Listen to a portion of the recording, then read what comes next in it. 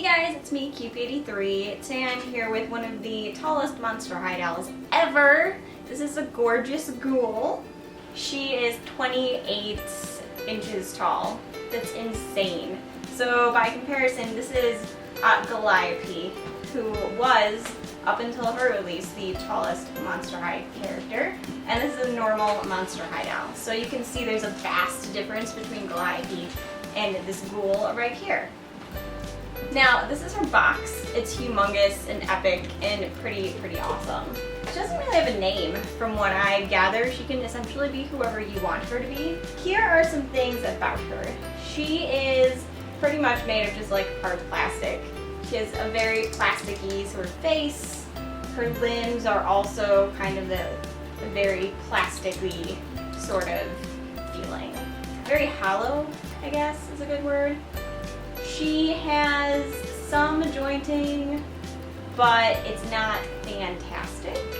Like her head will turn, which is nice, but it doesn't have a tilting motion, so she can't like look up like Calliope or anything like that. It just turns left and right. She does have joints in her shoulders and her elbows and her wrists, which are fine. The shoulder joints are a little tight, so I don't know if if you play with her a lot, if they'll kind of work themselves out, but they're a little tight. And she has legs. She has joints at the hips here, so she can spread out her stance a little, and her legs can go like forward and out and backward. But the thing is, and I didn't notice till after we got her out of the box, is that she does not have knee joints. Apparently I wasn't paying close enough attention in the store because she has just like molded knees, so you can't bend them. They're not real knee joints.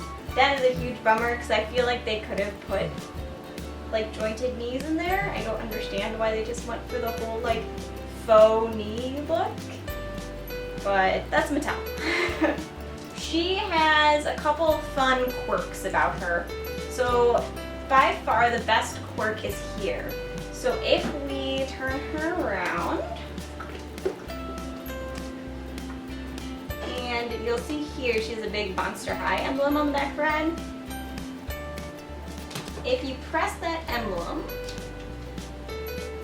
as her hair goes all into her face, her eye colors will change, and her gaze will change.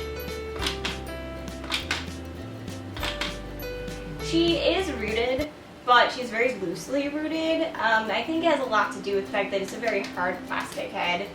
It's just a bit disappointing that there's so little hair. You can very easily see gaps in it, especially in the front. And she does have like this strange little line here, kind of like if she was wearing a wig, but she's not wigged, she's rooted.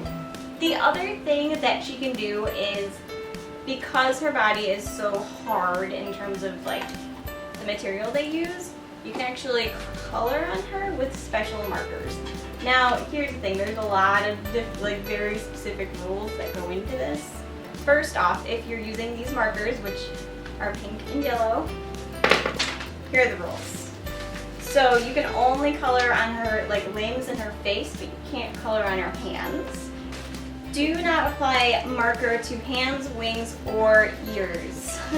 So don't apply it. I'm assuming it's these ears they're talking about, but don't apply to the wings or the hands either.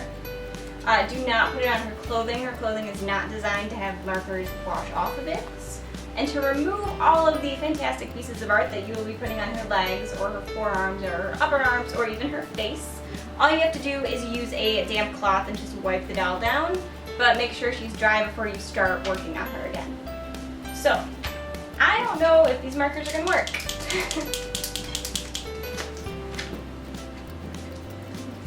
So we can see the tip of this pencil has now turned pink. So I'm just going to use her face, I guess, and draw like a heart on it. So we'll do this.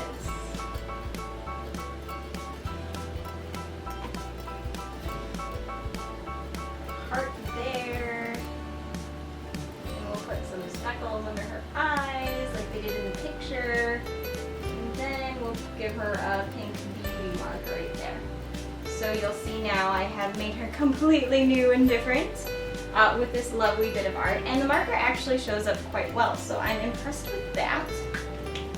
And the same thing would go for the yellow. You do the same thing. If it gives you trouble, just push it onto a piece of paper, like so, until the color reaches the tip. It's a little harder with the yellow because you can't really, like, the tip is already yellow, so you have to wait until you start seeing it on the paper.